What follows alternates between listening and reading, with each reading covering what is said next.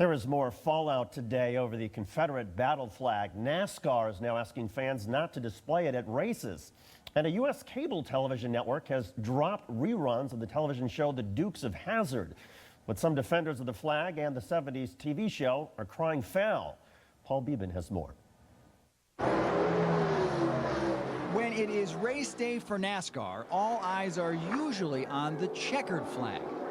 But these days, the focus is on the Confederate flag, which has long been a common sight in the vast crowds of NASCAR fans. Pictures of the suspect in the South Carolina church massacre have sparked a firestorm of debate over the flag. And on Thursday, NASCAR's major tracks issued a statement asking fans to please not display it.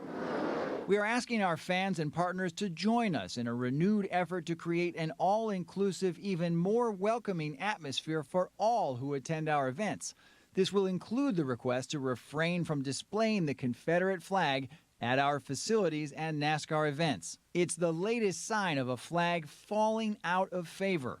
TV Land dropped reruns of the Dukes of Hazzard after Warner Brothers decided to stop allowing manufacturers to license products that feature the show's iconic 1969 Dodge Charger, the General Lee. Walmart, Sears, eBay, and Amazon all stopped selling Confederate flag merchandise. It's time to move the flag from the Capitol grounds. And the governor of South Carolina wants it off State House grounds. Still, it has its defenders. Ben Jones played Cooter on Dukes of Hazzard and is a former congressman. They're trying to divide us and tear us apart about a symbol that's an honored national symbol. So it's our right to say what we think. Last week, NASCAR reiterated that the flag is banned from official use at its events, but getting fans to voluntarily take it down might be tough. NASCAR and its Southern heritage are tightly interwoven. Ever since its founding in Florida in 1948, what is now an offensive symbol to many has been along for the ride. There is a NASCAR race on Sunday in Daytona, Florida. It's the first one in the South since the shootings in Charleston. And the Daytona International Speedway, where the race is being held, is holding a flag exchange where fans can trade any flag for an American one. David? Paul Beeben reporting here from New York. Joining us from New Orleans is Pastor R.C. Blakes Jr. He oversees the New Home Family Ministries with churches throughout Louisiana and Texas. Pastor Blakes, I got to ask you, the pulling of the Dukes of Hazzard from TV Land, a show that a lot of its fans say has never had a racist theme and that the Confederate flag stood for rebellion, nothing more. What do you make, though, of the decision to pull this TV show? Well, I agree that I never felt that the show had any racist bent in it at all, but I have to also applaud the efforts to bring about reconciliation in this country.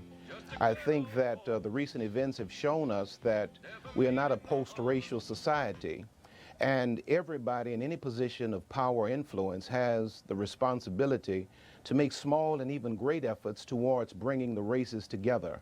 And I think the flag, I think everyone would have to agree with me that the flag does represent a lot of pain for a lot of people. Absolutely, but when you talk about reconciliation and when reconciliation then gets extended to going after television shows or things that you just said are not racist, does there come a point at which that starts to diminish the significance of real racism and hatred that exists in America? Well, you know, I have to agree with that because the flag, the issues that we are discussing relative to the flag are really just the tip of the iceberg. The flag is a covert symbol, and I believe that, an overt symbol rather, and I believe that the problem in America is that racism has been covert. It has been hidden within symbolism.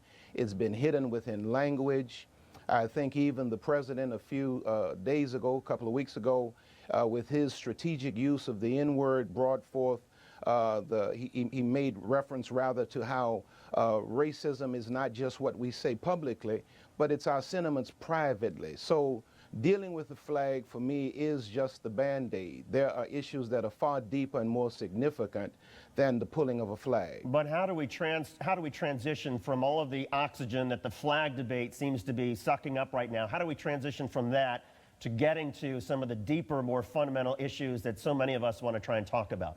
I think you and I are doing it right now. I think leaders, I think media, I think preachers, I think politicians and teachers, we have to have this discussion. We have to have this conversation in America, because we have lived, you know, under this mist, if you will, that we are in a post-racial society, and there is a segment in our society that is yet you know, spewing racism and is yet promoting a racist agenda. So I think, but Pastor, you can understand how a lot of Americans would think that having an ongoing discussion about something like the Dukes of Hazzard doesn't really take us there and is a distraction.